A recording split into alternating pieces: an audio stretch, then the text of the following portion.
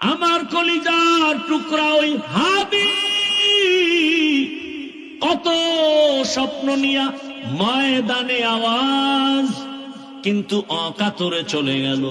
কেউ ভাবেও নাই সন্তানটারে নাকি হাতের মধ্যে নিয়ে বলেছিল, আমি যদি মরে যাই আমার সন্তানটাকে দেখে শুনে রাখিও। আজও কলিজা ভরে দোয়া করেছি, এমন একটা মোনাজাত নাই যেখানে আমি যুবকের জন্য কলিজা ভরে দোয়া করি না। ও আল্লাহ, আর জানো আমার এই জমিনের মধ্যে ওসমান হাদির মতো কারো প্রাণ ঝরে না যায়। কুদরতের ছায়া দিয়া আমার কলিজার প্রত্যেকটা যুবকের জীবনকে হেফাজত করিও। ও আল্লাহর বান্দারা, কার পিছনে ঘুরো?